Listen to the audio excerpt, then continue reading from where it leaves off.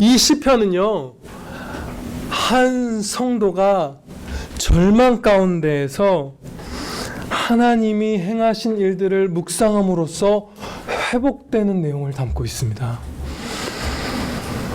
하나님의 섭리를 묵상하는 것은요, 본문의 저자만 가지고 있는 독특한 신앙의 모습은 아닙니다. 왜냐하면요, 본문 이 시편만이 아니라 성경의 수많은 곳에서 하나님의 행하신 일들을 묵상하라고 명하고 계시기 때문이에요. 또한 그것이 얼마나 큰 은혜인지도 가르쳐 주시는데요. 이와 관련된 몇 말씀 구절을 제가 나누도록 하겠습니다. 예를 들어 예레미야 7장 12절 말씀입니다. 너희는 내가 처음으로 내 이름을 둔 처소 실로에 가서 내 백성 이스라엘의 악에 대하여 내가 어떻게 행하였는지를 보라. 과거에 불순종한 교회에 하나님이 행하신 일을 그냥 그들도 들어서 알고 있었죠. 그런데 주목하여 보라고 명하시는 거예요. 그래야 너희가 살아난다. 그래야 너희가 바른 길로 나아갈 수 있다. 시편 28편 5절에서는 멸망당할 악한 자의 특징으로서 하나님의 섭리를 묵상하지 않는 것을 말씀합니다. 그들은 여호와께서 행하신 일과 손으로 지으신 것을 생각하지 아니하므로 여호와께서 그들을 파괴하고 건설하지 아니하시리로다. 하나님의 섭리를 생각하지 않기 때문에 하나님께서 그들을 파괴하시고 다시 회복시키지 않는다는 거예요. 하나님의 섭리를 묵상하는 것이 굉장히 중요하다는 사실을 알 수 있는데요. 최근에 굉장히 아주 깜짝 놀랄 뉴스를 읽었어요. 아주 최근자 뉴스였어요.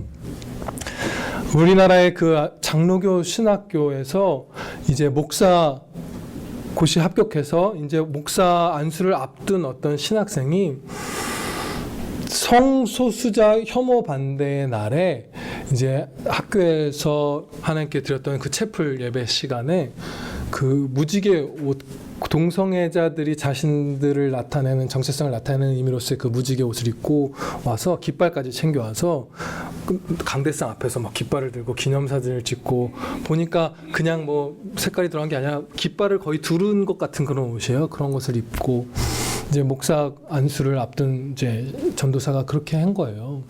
그래서 이제 아마 그 교단의 구조는 모르겠지만 총회나 이런 데서 있는 목사 고시부에서 면접 불합격 이렇게 해서 그 신학생을 올해 목사 고시에 탈락을 시켰어요. 근데 제가 그냥 이렇게 인터넷에서 뉴스를 이렇게 읽다가 그냥 지나갔을 텐데 왜 그 사건에 주목하게 되냐면 내가 잘못 봤나 하는 부분이 있었기 때문이에요. 그 신학교의 교수 51명이 51분이 그 신학생에 대한 그 탄원을 낸 거예요. 목사고시에 불합격한 것이 불합리하다고 51명이나 되는 교수님들이 들고 일어난 거예요. 그런데 제가 이 얘기를 지금 드리는 이유는 이 두렵고 그야말로 스스로 파멸을 자초하는 이 일이 하나님의 섭리를 묵상하지 않았기 때문에 일어난 것이기 때문이에요. 왜냐하면요, 동성애자분들을 사랑하는 것 당연히 맞죠. 그리고 잘못된 그들에 대한 미움이나 이런 것들을 지양해야 되는 것도 맞아요. 그런데 성소수자 혐오 반대의 날에 동성애자들이 자신을 드러내는 그 자신의 정체성을 공표하는 의미로서 무지개를 그 상징으로서 이 목사 후보생이 사용했다면 그것은 엄청난 죄예요. 왜냐하면 무지개는 노아의 홍수의 때에 하나님께서 영원한 자비와 은혜의 상징으로서 사용하신 것이기 때문이에요. 그 노아의 홍수 때 무지개를 세우시고 언약의 징표로 무지개를 세우신 그 하나님의 섭리를 전혀 경외함으로 묵상함이 없었기 때문에 그 51명의 신학교 교수와 그 목사 후보생이 실족한 거예요. 그래서 이것이 멸망하는 자의 특징이에요. 멸망으로 치달은 그 어둠으로 속히 달려가는 자의 특징이 하나님의 섭리를 묵상하지 않는 거예요. 이제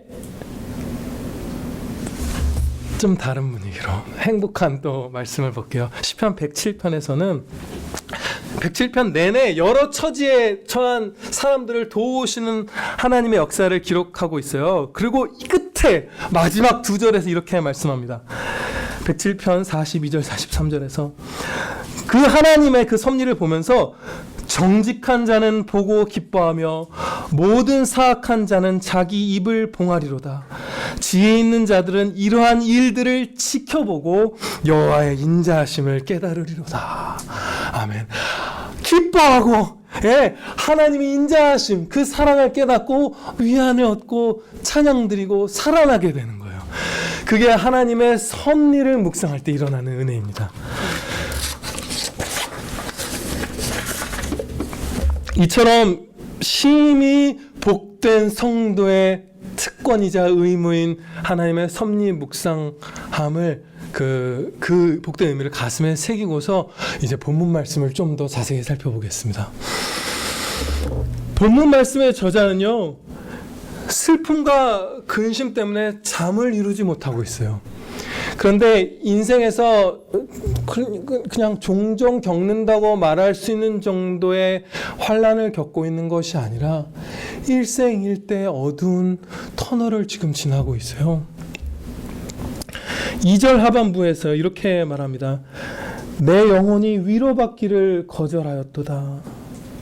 우리가 아는 바대로 절망에 사로잡힌 영혼은 때때로 합당한 위로도 거절하죠. 이것은 분명히 죄예요. 그런데 이 시편을 기록할 만큼 거룩한 성도가 합당한 위로를 거절하는 데까지 실족한 것은 이가 지금 얼마나 어두운 터널을, 그 구덩이를 헤매고 있는지 알 수 있죠. 정말 일생일대의 어둠을, 흑암을 지나고 있는 거예요. 3절 말씀에서 더욱 심각한 정황이 드러납니다. 뭐냐면요, 단지 환난이 있는 것만이 아니라 죄악의 문제가 얽혀 있었던 거예요.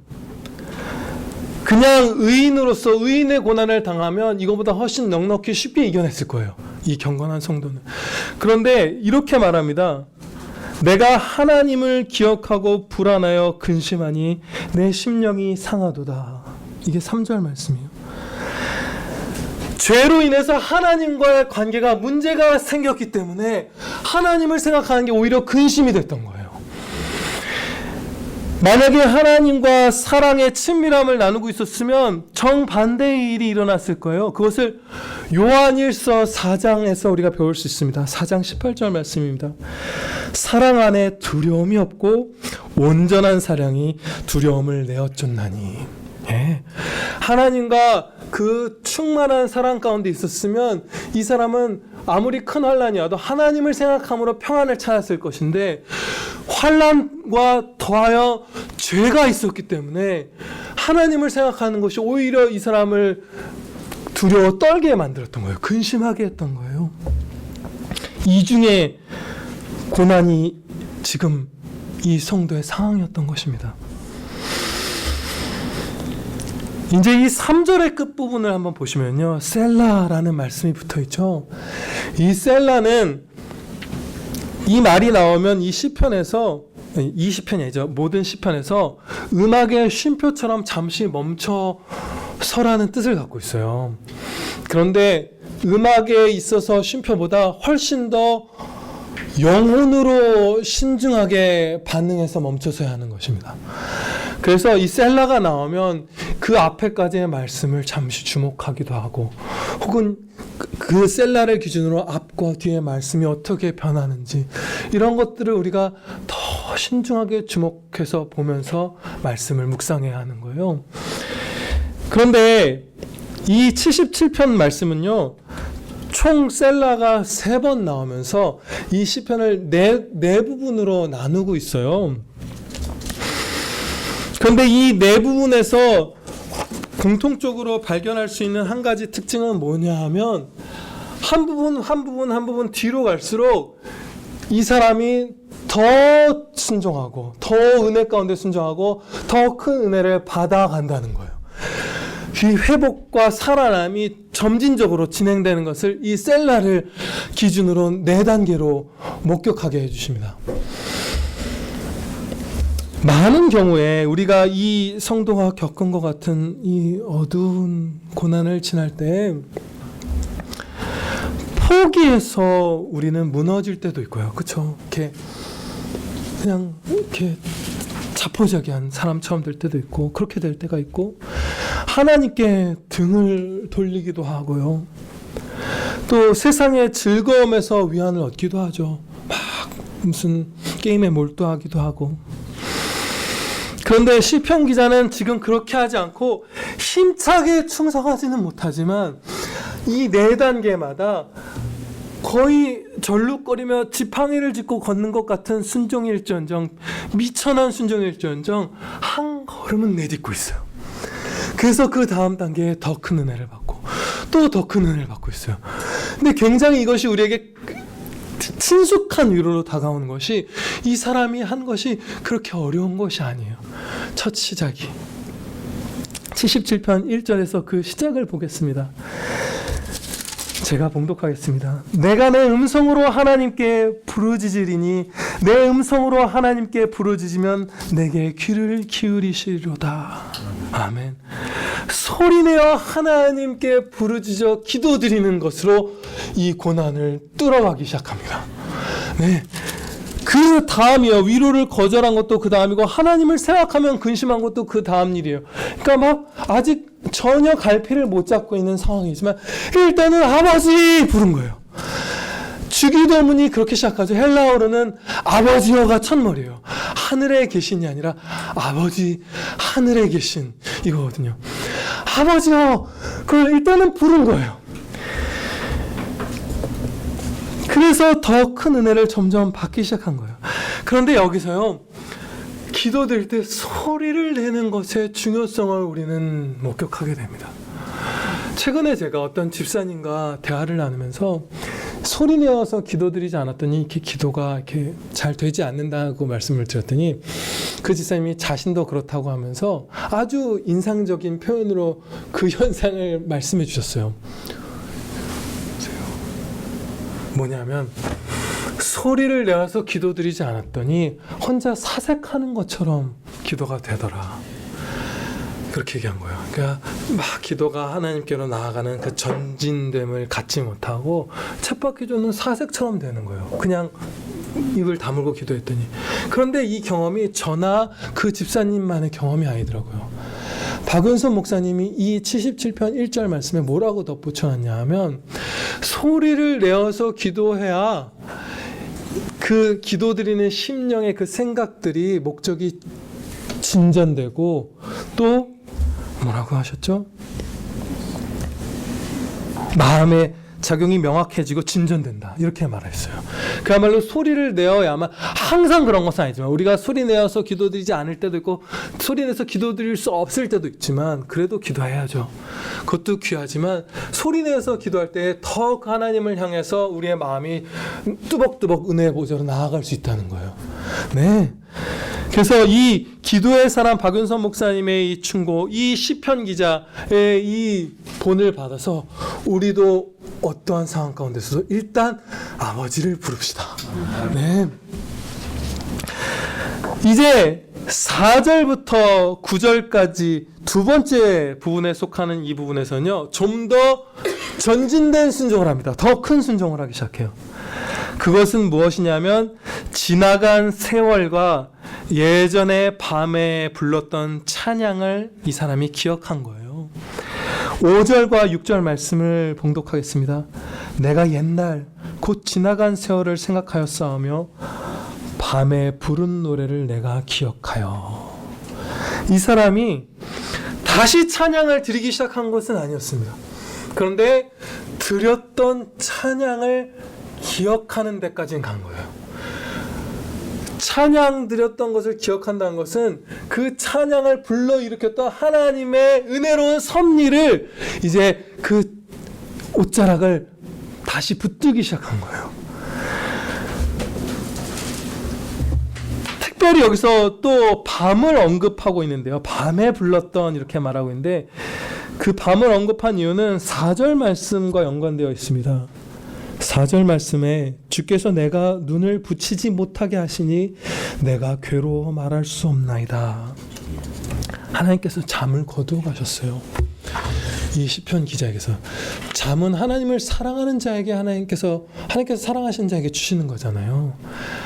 성경 말씀을 보면 그 막대한 자산과 권력을 누리고 휘두르고 있었던 아하수에로 왕이나 느부갓네살 왕이 잠을 통제하지 못한 장면들이 나와요. 잠을 청하지 못해서 역사책을 보기도 하고 신음하기도 하고 이런 장면들이 나오거든요. 오늘날도 마찬가지죠. 아주 강하고 부작용이 있는 인위적인 약을 쓰는 것 아닌 이상 잠을 통제를 못해요. 신기하게도 인간은. 하나님께서 근데 이 경건한 성도, 터널을 지나고 있는 이 성도에게서 잠을 빼앗으셨어요. 왜냐하면 그가 아직 잠들면 회복을 못하기 때문이에요. 깨어서 괴로워하는 가운데 행함으로 은혜를 입어야 될 어떤 일들이 남아 있었던 거예요. 그래서 잠을 거두어 가셨어요. 그 가운데 이 사람은 예전에 밤에 찬양을 드리고 승면을 취했던 그 날들에 드렸던 찬양과 자신이 이제 은혜를 입었던 날들을 이제 기억하는 거예요. 근데 이분이 잘한 거죠. 술로 잠을 덮거나 수면제로 잠을 덮거나 무슨 이 당시에도 있었을 소설책 같은 것을 읽으면서 그 불면의 밤을 보낸 게 아니라 이런 찬양을 내가 드렸었는데 내가 하나님과 옛날 곧 지나간 세월 5절입니다.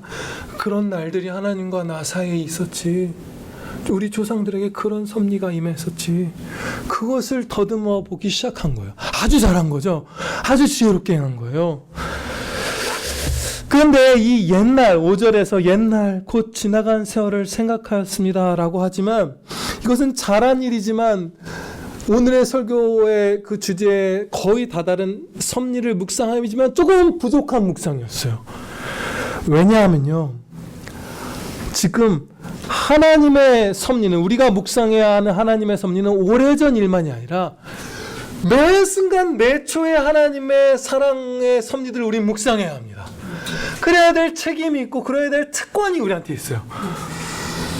저도 바로 지난주 월요일에 있었던 하나님의 섭리를 묵상하면서 큰 은혜를 입었거든요. 그야말로 이 사람은 내가 옛날에 오래전 일들을 생각하였습니다가 아니라 주의 모든 일들을 묵상하였습니다 했어야 되는 거예요. 근데 아직은 거기까지 못 갔어요. 그리고 두 번째로 이 묵상의 부족함을 볼 수 있는 것은 이 덤덤하고 건조하다고 할 수 있는 이 표현에 있어요. 참으로 충실한 묵상을 했다면 다른 모든 그 충실한 묵상들에 나타났던 것과 같이 하나님의 크신 일, 기사와 이적과 놀라운 역사를 내가 묵상하였습니다. 이런 표현들을 했을 텐데, 합당한 반응이 나왔을 텐데 건조한 거예요. 그 묵상이 뭔가 결핍이 있었던 거예요. 이런 부족한 묵상에는 당연히 혼돈이 어느 정도 섞여들게 마련입니다. 그래서 7절 말씀부터 보면 이 사람이 헤매고 있어요. 정말 슬픈 방황을 합니다. 7절부터 9절까지가 그런 내용인데요. 주께서 영원히 버리실까? 다시는 은혜를 베풀지 아니하실까? 9절 말씀에 노하심으로 그가 베푸실 긍휼을 그치셨는가 하였나이다. 셀라. 그런데 이 사람이 이제 한 단계 더 은혜를 입고 더 은혜 가운데 순종합니다. 셀라. 멈춰선 거예요. 이 하나님의 자비를 불신하는 이 방황을 멈춰서자. 정말 사랑이 그쳤나 하는 이 회의와 두려운 불신을 나는 멈춰야 되겠다는 거예요. 셀라. 그 다음에 이제 세 번째 도막인 10절부터 15절에서 이 사람은 이제 충만한 은혜로, 충만한 순종으로 나아갑니다. 10절에서 이렇게 말씀하죠. 또 내가 말하기를 이는 나의 잘못이라. 지금 이 앞에 보였던 자신의 결핍 있는 묵상과 그 가운데 보였던 하나님의 자비를 신뢰하지 못했던 이 마음의 질문들이 내 잘못입니다 깨닫고 고백한 거예요. 이래서는 안 되는데 하나님은 신실하신데 내가 하나님을 믿지 못했습니다. 지금 토로하는 거예요. 회개하는 거죠. 그리고 나서 이제 하나님의 크신 섭리를 참되게 묵상하는데 이제 그 합당한 반응이 쏟아집니다. 10절 하반부에서 묵상을 이렇게 시작해요. 지존자의 오른손에 해. 이것은요, 해가 태양이 아니라 그 한 해, 두 해 할 때 그 의미의 해요. 그 나날들, 그 년들, 이런 것들인데 다짜고짜 이렇게 외치는 거예요. 내가 이 사람이 그것을 주목하는 거예요. 하나님의 강하신 팔로 조상들과 나에게 베푸셨던 그 자비하신 권능의 역사, 그거를 갑자기 외치고 그것을 향한 묵상을 참되게 시작하는 것입니다. 네. 그리고서 11절 하반부에서 이제는 앞서 없었던 표현이 더해져요. 주께서 옛적에 행하신 기이한 일을 기억하리이다. 그냥 옛일이 아니다. 너무도 놀라운 일. 그 놀라운 일을 제가 이제 기억합니다. 이제 참된 묵상을 시작합니다. 12절에서는 아까 결핍되었던 또 한 가지 특징이 채워집니다. 옛날에 있었던 어떤 일들만이 아니라 이제 주님의 모든 일을 작은 소리로 읊조리며 이렇게 말하죠. 모든 일을 묵상하기 시작하는 거예요. 그런데 여기서 읊조린다 혹은 되뇌인다라고 번역된 말씀은 여러분들 이제 익숙하시겠지만 묵상한다는 뜻으로도 번역되는 말이에요. 그래서 제가 찾아본 영어 성경 4개 가운데에서 킹 제임스 버전은 묵상하고 말하리라 이렇게 두 가지 의미를 다 썼고요. 나머지 3개의 성경은 묵상하리라는 의미로 쓰고 있어요. 근데 우리말 성경은 지금 말하리라는 쪽으로 둘 다 사용하고 있죠. 2번을. 저는 확신으로 이 두 가지를 우리가 다 받을 수 있고 받는 것이 유익하다고 믿습니다. 하나님의 그 말씀의 생명의 말씀의 정수를 묵상한 다음에 그것을 입술로 다른 사람에게 나눌 때 나와 그 사람에게 얼마나 유익한지 그것을 우리가 생각할 때 그것을 생각할 때 이 말씀을 그렇게 받는 게 아니라 이 말씀이 그렇게 말씀하시고 그 유익이 안에 담긴 거죠. 하나님의 말씀을 묵상하고 또 이렇게 말하는 거예요. 그것을 하기 시작한 거예요. 이 사람은. 이제 이 시편 기자는 크게 회복되어서 그 심령이 예전에 새처럼 찬양드리던 그 아름다운 복된 모습을 회복합니다. 13절 말씀입니다. 하나님이여 주의 도는 극히 거룩하시오니 하나님과 같이 위대하신 신이 누구오니까. 이것이 아삽의 시잖아요. 아삽 그 본인이 다윗의 때 그 아삽이 작성한 시편일 수도 있고 아니면 그 후손이 작성하고 보관한 시편일 수도 있어요. 근데 이 아삽 가문은 찬양 인도자였잖아요. 찬양 사역자들이었어요. 이 사람이 그 수금을 들고 그 새처럼 하나님께 지적이던 그 기쁨을 회복한 거예요. 어떻게 회복했는지 우리가 보았죠. 하나님의 섭리를 묵상할 때 이 회복이 일어납니다. 이제 이 아삽은요, 가장 깊이 묵상해야 할 섭리인 구원 역사에 다다릅니다. 15절 말씀입니다. 주의 팔로 주의 백성 곧 야곱과 요셉의 자손을 속량하셨나이다. 셀라. 이 사람은 다른 모든 하나님의 일들을 묵상하고 이제 가장 크게 묵상해야 될 사역인 하나님의 구원 역사에 집중한 거예요. 그리고 이 세 번째 셀라 이후에 이어지는 마지막 네 번째 부분인 16절로부터 20절 말씀에서 구약시대 성도들이 품고 있었던 가장 큰 구원의 역사인 출애굽 사건을 묵상하기 시작합니다. 그것을 아름답게 그야말로 온 마음을 몰두하여 표현하는 것으로서 이 시편을 마치고 있어요. 이 16절로부터 혹은 15절로부터 20절까지의 말씀은 신약시대 성도인 우리가 가장 우선적이고 가장 깊이 해야 할 묵상의 주제가 무엇인지도 가르쳐 줍니다.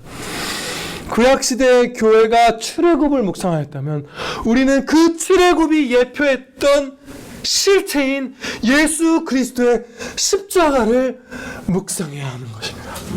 그게 우리의 최우선이에요.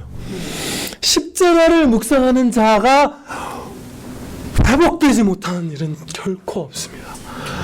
매맞고 옥에 갇히고 순교의 자리에 넘겨진 사도들이 그리스도를 십자가에 넣어주신 하나님께서 우리에게 다른 무엇을 주시지 않겠느냐, 나는 그 담대한 은혜의 확신에 찬 것처럼 그리스도의 십자가를 묵상하는 자가 회복됩니다. 네. 그런데 이 시편 기자는요 19절 하반부에서 정말 우리가 도달해야 될 그 묵상의 깊은 단계를 하나 드러내고 있어요. 19절 하반부를 보면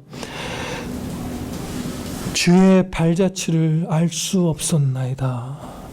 주님의 길이 있었으나 그 발자취를 끝까지 다 헤아릴 수 없었다는 사실을 19절 하반부에서 토로해요.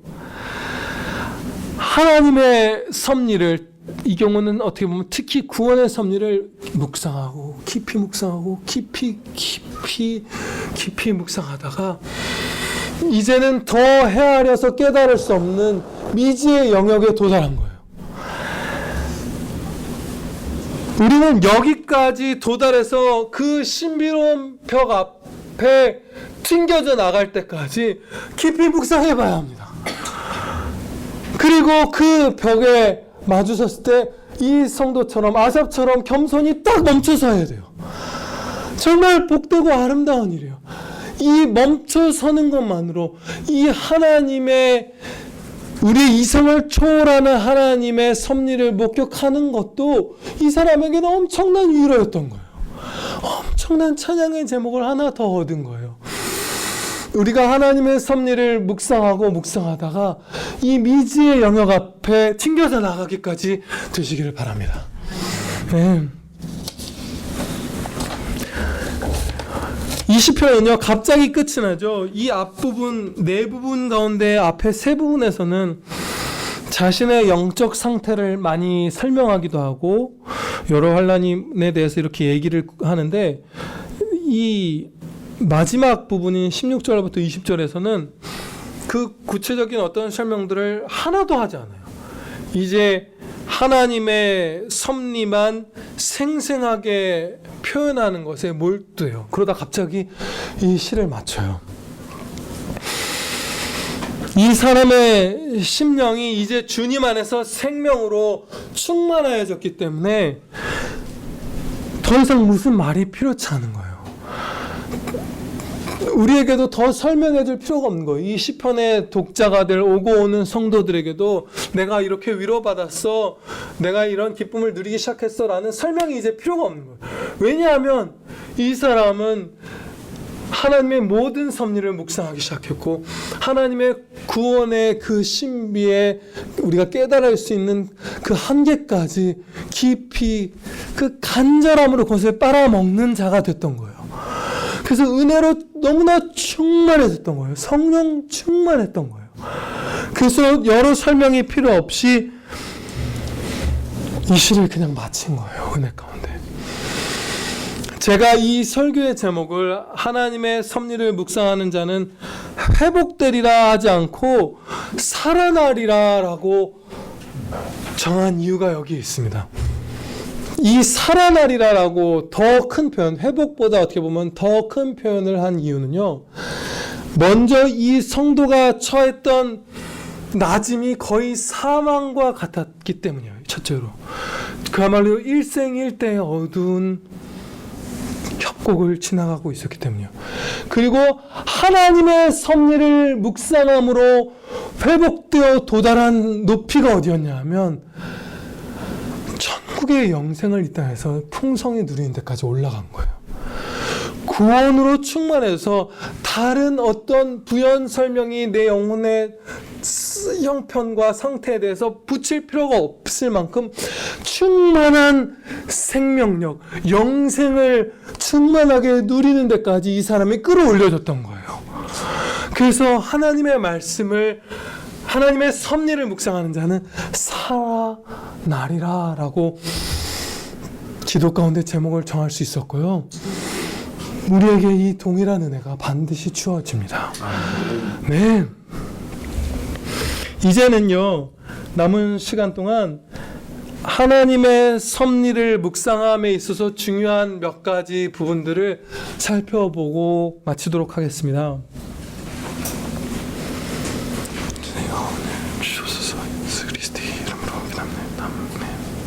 첫째로요, 아직 회심하지 않은 여러분들도 하나님의 섭리를 묵상하면 큰 은혜가 된다는 사실입니다.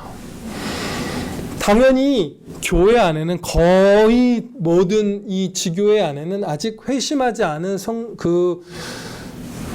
교회 구성원, 보이는 교회 구성원이 있을 수밖에 없어요. 우리 어린 자녀들이 대표적이겠죠. 모든 사람이 세례 요한처럼 태중에서부터 성령으로 충만하고 막 그런 것이 아니죠. 어떤 사람은 10살에, 어떤 사람은 20살에, 어떤 사람은 30살에 참으로 구원에 이르는 회개를 하고 참으로 예수 그리스도를 영접하는 참 믿음을 갖기 때문에 그 전까지는 언약 백성으로서 교회 안에서 양육되지만 그 사람이 참된 믿음을 아직 갖고 있지 않은 상태에 머무르는 경우가 거의 모든 교회에 있어요. 그런데 그런 상태에 있더라도 하나님의 섭리를 묵상하는 것은 아주 작은 묵상이겠죠. 그 상태에 있는 사람이 살펴보는 것이니까. 그 미천한 묵상을 하더라도 그것이 그 사람의 불신앙을 누그러뜨리고 은혜를 입게 한다는 거예요. 최근에 제가 한두 달 이내의 일일 거예요. 이제 오전 아침 예배가 끝나고 이 저녁 예배가 시작되기 전에 이제 방에서 있잖아요. 이제 일을 하고 있는데 우리의 청년들 가운데 좀 어린 편에 속하는 이들이 대화를 나누는 것을 듣게 됐어요. 제가 일을 하고 있기 때문에 모든 대화를 들을 수 있는 건 아닌데 대화의 내용이 이렇게 하나님께서 듣게 하신 거죠. 아이들 가운데 한 명이 진화론을 믿는 걸 얘기했어요. 진화론을 믿는 그 고백을 하더라고요. 그러니까 뭐 그 진지하게 한 게 아니라 당연히 진화론이 맞다는 전제로 어떤 얘기를 했어요. 그런데 또 다른 아이는, 우리의 자녀가 그 타협하는 두리뭉실한 얘기로 그 어색하죠. 당연히 교회 안에서 진화론을 얘기하니까 그 얘기를 반응을 보이고, 또 한 자녀는 거기에 동조했어요. 그래서 이제 그 3명의 아이가 그 가운데, 여러 아이들 가운데 얘기를 했는데 2명은 그것에 쏠려가고 1명은 약간의 타협을 보이는 그런 일들이 있었던 거예요. 그때 저는요, 그런 느낌이 확 오더라고요. 순간적으로 우리 가운데, 우리 아주 가까이 정말 흉측한 뱀이 또아리를 틀고 있구나. 정말 그 방 안에 영적으로 마귀가 많이 자리를 잡고 들어왔구나. 우리 10년 가운데, 그 아이들의 10년 가운데 역사를 그 마귀가 역사하고 있구나. 이것을 보게 되었어요. 되게 소름 돋더라고요. 그런데요, 하나님의 섭리를 묵상한 것은 당연히 그 아이들 가운데 상당수는 아직 회심하지 않은 성도겠죠. 아니면 회심한 성도가 조금 타협했을 수도 있어요. 근데 그 회심하지 않은 아이라 할지라도 하나님의 섭리를 묵상하라는 말씀입니다. 그러면 그 불신앙이 누그러져요. 예를 들어서요, 저도 진화를 듣고 배운 이후의 나이에 회심했어요. 18살 초반부에 아마 회심했던 걸로 기억하는데, 당연히 진화를 듣고 학교에서 배우고 하는 나이죠. 그런데 진화론을 믿은 적은 없어요.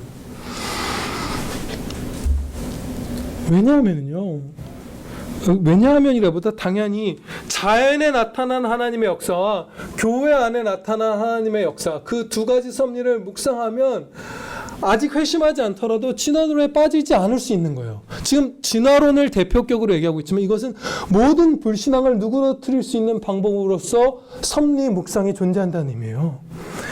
왜 우리라기보다 아직 믿음이 없는 자도 불신자의 와 동일한 어떤 형태에 있는 이 언약 안에 있는 자도 하나님의 섭리를 묵상함으로써 불신앙을 누그러뜨릴 수 있는가?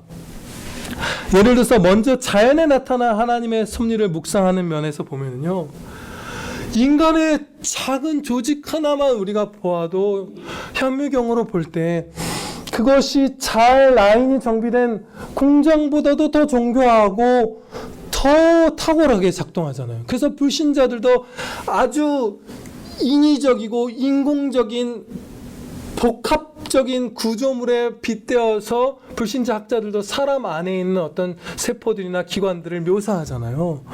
본질적으로 이것이 너무나 탁월한 신의 역사로 창조 섭리로 빚어진 것임을 완전히 부인하고서 어떻게 표현해낼 수 없는 탁월함이 있는 거예요. 하나님의 그냥 솜씨나 이런 정도가 아니라 하나님의 영광이 피조세계에 밝히 드러났다고 말씀하십니다. 하나님께서. 그래서 드러났어요. 저 같은 경우도 예전에 겨울에 눈이 내리면 눈의 결정 하나만 보아도 이런 생각이 들더라고요. 웃긴 생각인데, 눈의 고장 삿포로에 가면 유리공예 하는 사람들이 있어요. 오타루 이런 데 가면, 그 홋카이도에 가면, 그치? 가보셨나 보네요. 있어요. 그런데 그 눈의 고장에서 그 유리공예 하는 사람들이 빚어낸 그 탁월한 공예품보다 눈 하나의 결정이 더 섬세한 예술품인 걸 우리가 목격하게 되잖아요. 너무나 아름답죠. 너무나 정교하고 너무나 인위적이라는 표현, 너무나 신적이죠. 너무나 신적이에요. 그래서 이 자연에 나타난 하나님의 창조주의 영광을 보기만 해도 그리스도를 구주로 영접하진 않는다 하더라도 아직 그 불신앙이 조금은 누그러지고요. 이제 교회 안에서 자라는 자녀들의 특권으로서 교회 안에 나타난 하나님의 섭리를 바라보는 유익에 대해서 잠시 또한 살펴보겠습니다. 자연에 이토록 탁월함이 드러남에도 불구하고 불신자들은 이렇게 하나님의 창조를 부인하면서 막 반론을 해요. 그래, 우리가 이 탁월하고 정교한 이 피조세계를 볼 때 신이 있다고 생각하는 것이 어떻게 보면 합당할 수 있다. 그런데 정말로 당신들이 말하는 하나님이 계신다면 이 전쟁과 소외와 핍박과 기근과 사악함들은 어떻게 이곳에 존재하는 것인가? 내가 처한 이 비참함과 우리의 세상에 있는 이 참혹함들은 정말로 하나님이 계신다면 어떻게 있습니까? 절규하고 목을 높게 세우면서 하나님을 부인하잖아요. 창조세계에 나타난 영광에도 불구하고. 그런데 아직 회심하지 않은 자녀라 할지라도 언약 백성은 교회 안에서 그 답을 이미 배웠어요. 인간의 타락과 인간의 죄로 말미암는 그 타락 때문에 이 가운데 그 비참함이 있고, 하나님께서는 택하신 자들에게 구원을 주사 그 죄에서 건지시고 예수님을 닮아가게 하시면서 영원한 생명, 하나님의 나라로 영원한 생명으로 인도하여 가신다는 그 모든 이 창조세계에 일어나는 일들의 비밀과 그 결국을 보았잖아요. 그리고 우리 교회의 자녀들은 더, 다른 교회에 있는 자녀들도 물론 마찬가지예요. 우리 교회는 좀 더 풍성한 편에 속하는 것을 찬양드리는데요, 하나님을 경외하는 성도들이 죄를 죽이고 예수님을 닮아가는 모습을 옆에서 목격하잖아요. 우리의 죄로 인해서 이 아름다운 피조세계가 저주를 입고 이렇게 비참함들이 난무하게 되는데, 저 집사님은, 나는 예수님을 아직 진심으로 믿지 않지만 저 형은, 저 오빠는 예수 그리스도를 믿음으로 말미암아 순종하면서 죄를 죽여가고 있구나. 그 비참함이 없는 천국이 저 사람의 삶에는 임하고 있구나. 그것을 교회 안에 나타난 하나님의 섭리를 묵상할 때 불신자 분들도, 아직 회심하지 않은 우리의 자녀들도 목격할 수 있어요. 그래서 이 하나님의 섭리를 묵상하면서 첫째로 강조하고 싶은 것은, 아직 예수 그리스도가 믿어지지 않는다 하더라도 하나님의 섭리를 묵상하시기 바랍니다. 네. 다음으로 살펴볼 부분은요, 하나님의 섭리는 오직 하나님의 말씀 안에서 묵상해야 한다는 것입니다. 하나님의 말씀이 성취되는 것을 하나님의 섭리 가운데에서 발견하는 것이다. 이렇게 말할 수 있어요. 섭리 묵상함은 하나님의 말씀 성취를 섭리 가운데서 목격하는 그런 것을 살펴보는 거죠. 우리의 정욕에 따라서 하나님의 섭리를 규정하는 잘못을 경계해야 하고요. 오직 성경 말씀을 굳게 붙들고 그 안에서 섭리를 묵상해야 해요. 그러면 어떤 특징들이 나타나냐면요. 이런 특징들이 나타나요. 우리가 때로 잘못 묵상하거든요. 그야말로 하나님께 핑계대듯이 하나님의 섭리를 적용하는 경우도 있어요. 묵상하고. 내가 어떤 경우는 이런 경우도 있었어요. 제가 아는 어떤 성도 가운데 그 불신자 이성과 이제 진지한 연애를 이제 자기가 시작하고서 하나님께서 만나게 하셨으니까 하나님께서 알아서 하시겠지, 뭐 믿음을 주시든지 하겠지, 이렇게 말해요. 야, 그래서 네가 그 여자한테 전화번호 물어보고 네가 사귀냐고 했잖아. 그런데 자기가 정욕으로 치다는 걸 하나님의 그 안타까워하시면서도 인간의 인간됨을 유지하면서 그 자유 선택을 훼손하지 않으신 하나님께서 그야말로 탄식하며 허용하신 허용적 작정을 하나님의 그 거룩한 인도하심의 그 섭리라고 바꿔 말하면서 하나님께 핑계대듯이 하고 내 정욕으로 하나님의 섭리를 규정하는 일들이 있는 거예요. 그게 멀리 있지 않더라고요. 그런데 그렇게 하는 경우 말고 정말 하나님의 말씀을 굳게 붙들고 하나님의 섭리를 묵상하면 이러한 특징들이 일어납니다. 여러분 안에, 우리 안에 나타납니다. 말씀 가운데로 우리를 더욱 인도하게 돼요. 하나님의 섭리를 말씀에 부합하게 묵상하면 말씀을 더욱 깨닫는 대로 더 깊은 진리로 인도함 받습니다. 그리고 두 번째 또 다른 특징은 예수 그리스도를 점점 더 사랑하게 된다는 특징이 나타나요. 왜냐하면 하나님의 섭리로 목격하게 되는 하나님의 선하심과 사랑과 그 모든 은혜는요, 예수 그리스도로 말미암아 우리에게 전해지는 것이거든요. 우리의 모든 간구도 그리스도의 그 중보 안에서 하나님의 보좌 앞에 상달되어 응답받는 것이고, 하나님의 주시는 모든 좋은 선물도 예수 그리스도 안에 우리가 있기 때문에 주님을 통해서 주님으로 말미암아 전해지는 거잖아요. 그래서 주 예수 그리스도를 향한 사랑이 점점 더 커지는 그 효력이 나타납니다. 참된 섭리 묵상은.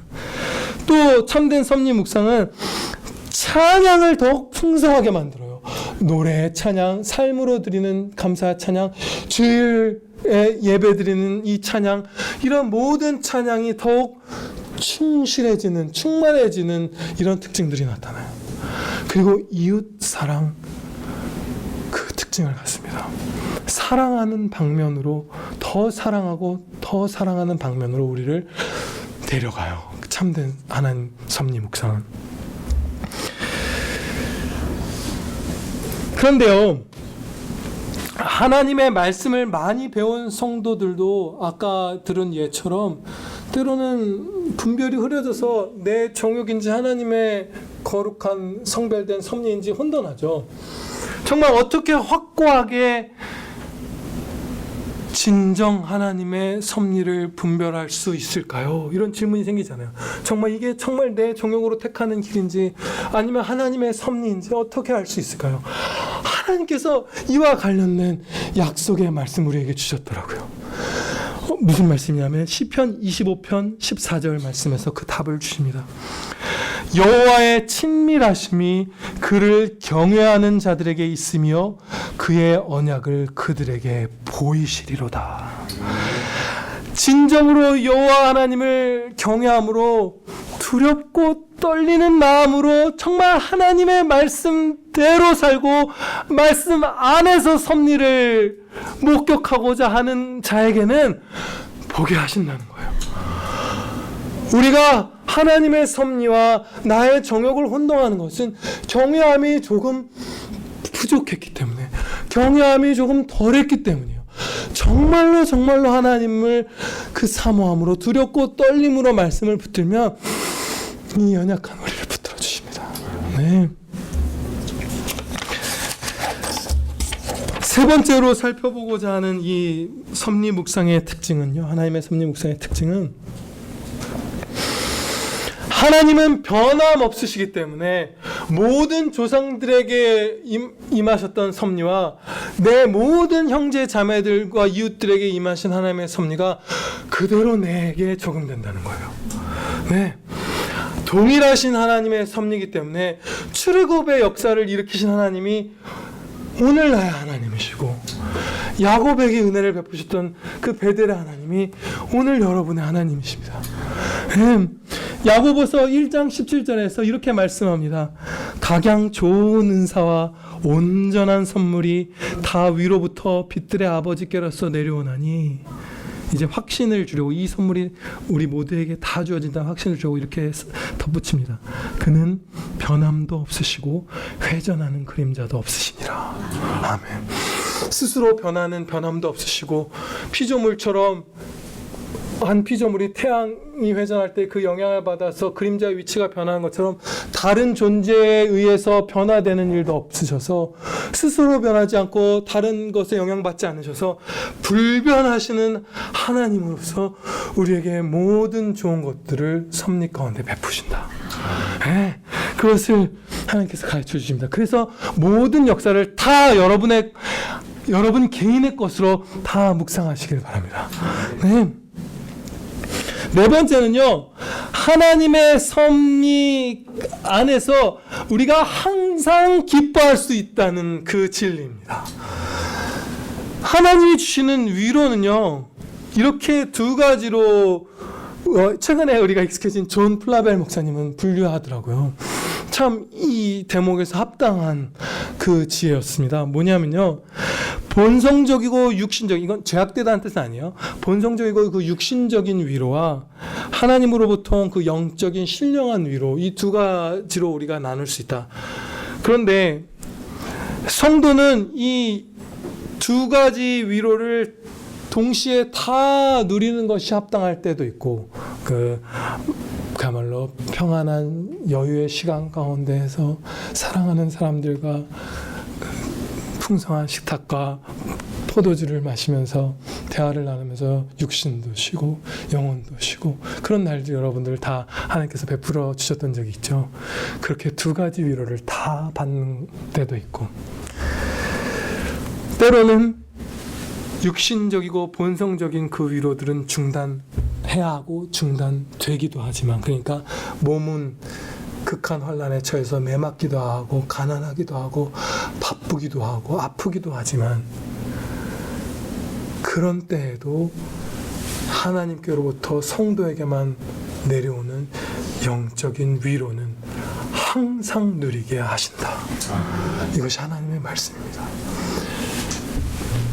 육신에 베풀어 주시는 충만한 그 위로와 영적인 위로 가운데, 육신의 위로는 있을 때도 있고 없을 때도 있지만 심령의 그 평안과 기쁨은 항상 누릴 수 있고 항상 누리라고 명하시고 권면하십니다. 네. 그래서요, 우리는 이 다윗처럼 이렇게 고백할 수 있는 거예요. 시편 119편 우리가 잘 아는 말씀, 그 71절에서 고난당한 것이 내게 유익이라. 고난당한 것이 내게 유익이라. 저 청년이 웃는데 이렇게 아름다운지 몰라요. 네. 고난당한 것이 내게 유익이라. 아멘 한번 할까요? 아멘. 왜 이 고난당한 것이 우리에게 유익인가? 슬픔의 때도, 아픔의 때도, 환난의 때도 우리를 예수님처럼 빚어가시는 역사를 이루고, 그 고난이 우리를 영원한 구원으로 끌고 가시고 이 땅에서조차 천국을 미리 맛보는 대로 데려가시기 때문입니다. 네. 헛된 세상에 대한 집착에서 벗어나게 하시죠.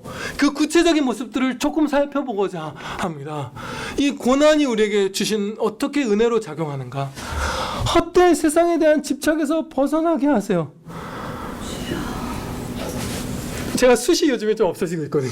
가르마를 잘못하면 마치 요즘 이렇게 면도 칼로 이렇게 가운데 라인 정리해서 이렇게 단정하게 바버샵 이런 데 가서 탁 옛날 막 2차 대전 시기 머리처럼 이렇게 하는 사람처럼 그런 거 안 했는데도 하얗게 라인이 딱 서요. 모르시나요? 그런 머리를. 아무튼 가르마를 잘못하면 지그재그로 타지 않으면 이게 탈모가 안 나는 게 생겨요. 그러면 이게 좀 더 심해지면 미용실에 가기 싫어지겠죠. 별로 막 머리를 자르고 외모를 치장하고 하는 것을 헛된 것들에 대한 과도한 집착에서 벗어나는 거예요. 그렇죠? 막 쭈글쭈글한 얼굴에 막 너무 화장하고 싶지 않잖아요. 젊을 때는 뷰티 유튜버도 해볼까 이런저런 생각을 하지만 우리에게 이 땅에서 뭔가 쇠락해가는 것들, 이 땅에서 뭔가 상실하는 것들이 천국으로 눈을 돌리게 해요. 그리고 과도한, 어떻게 보면 앞에 거랑 이어지만 과도한 애착에서 벗어나게 해요. 어떤 때는 내 아내가, 내 남편이 막 알콩달콩할 때 진짜 내 기쁨의 원천같이 느껴지잖아요. 이 사람 없으면 나 죽겠다. 정말 이 사람이 너무나 좋고 정말 이 사람의 생명과 나의 생명이 연결되어 있다. 그런데 그게 아니라는 걸 가르쳐 주세요. 그 상대방의 부재나 상실이나 그 상대방이 때로 죄로 치달아서 나를 향해 그 죄의 그 나쁜 영향을 미쳐서 나를 아프게 하는 이런 때에 그것을 나에게 선으로 바꾸셔서 내 배우자가, 내 가족이, 내 사랑하는 사람이 내 기쁨의 원천이 아니구나. 네 기쁨의 원천이 아니란다. 이걸 가르쳐 주시죠. 그러니까 환난도 물론 우리가 내 배우자가 막 나를 아프게 하고 그러면 그 사람 위해서 기도해야 돼요. 그 사람에겐 해로운 거예요, 그게. 근데 그것을 믿음 가운데 굳게 하나님의 섭리를 묵상하고 붙드는 자에게 그것이 유익으로 변하게 해주신다는 거예요. 네, 하나님을 바라는 자, 하나님에게 온 마음을 쏟는 자로 변화시켜 주시는 그 놀라운 역사가 일어나는 것입니다. 네. 또 죄악에 미혹되는 것을 고난으로 미리 막아주시죠. 막 우리에게는 결핍이나 아픔이 어떤 죄로 치닫는 것을 막아주세요. 정말 그거 하지 말아야 되겠다. 정말 숙취도 어떻게 보면 은혜로 바꿔주시죠. 여러분 술 많이 드셔서 그 숙취로 고생해 보신 적 있으신가요? 저는 있어요. 술 취하지 말라 하셨는데 술 취해서 살려달라고 했던 적이 있어요. 막 친구들이 나중에 얘기해 주더라고요. 계속 살려달라고 그랬다고. 너무 고통스러워서 막 붙들고 막 진짜 죽는 줄 알았어요. 그런데 그런 고통이, 그리고 심정적으로도 정말 다운되죠. 정말 막 비참하다. 내 영혼이 그 성령과 동행하며 그 거룩한 길을 빛나게 갈 수 있었는데 무슨 말을 하는지 생각을 하는지도 갈피를 못 찾고 뱉는 말들은 정욕인 상태로 내가 떨어져 버렸다는 것을 자각하면서 그 막 고통스러워하는 시기가 있잖아요. 그런 고통들, 여러 가지 고통들이 다음에 죄를 범하는 것을 방지합니다. 그리고 우리가 고난당할 때 그 고난을 달게 받으면 우리의 성화가 일어나요. 예수님처럼 변화되어 가는 거예요. 그리고 비로소 죄로 고난받는 자리에서 거의 이제 막 떠나요. 여러분들도 안 그러신 줄로 저는 목격해요. 의인의 고난을 받으면서 온 삶으로 그 고난 자체로 하나님께 영광 돌리는 자리에 서게 됩니다. 그러면 천국의 보화가 쌓이게 해주시고 하나님 나라에서 받을 영원한 상과 그 영광과 즐거움이 더 커지게 해주십니다. 거기까지 이루시는 게 우리에게 주시는 고난이에요. 그래서 때로는 두 가지 하나님이 주신 위안 가운데 육신적이고 본성적인 위안을 우리가 상실할지라도 그 고난이 선으로 열매 맺을 종국을 바라보면서 우리는 항상 기뻐할 수 있습니다. 네. 기도드리시겠습니다. 하나님 아버지, 내 평생에 주의 선하심과 인자심이 나를 따르리니 이 다윗의 고백을 저희도 하겠사옵나이다. 하나님의 섭리를 묵상하면 하나님의 사랑과 은혜만을 목격할 뿐이옵나이다. 물론 죄인들을 향한 하나님의 의로우신 심판과 그 엄위하심과 두려움을 우리가 목격하지만 하나님의 택하심을 받아 주 예수 그리스도를 믿는 믿음을 선물로 받은 성도된 저희에게는 하나님의 모든 섭리가 오직 사랑과 은혜일 뿐임을 고백하옵나이다. 아버지의 사랑과 은혜를 묵상하며 가장 어두운 터널 가운데 있다가도 천국의 영생을 누리는 자리로 회복되는 살아나는 복된 평안교회 형제자매들 다 되게 하여 주시옵소서. 또한 소원하옵나니 한국 교회에도 하나님의 섭리를 경외함으로 묵상함을 허락하여 주시옵소서. 회복시켜 주시오며 예수 그리스도의 이름으로 기도드리옵나이다. 아멘.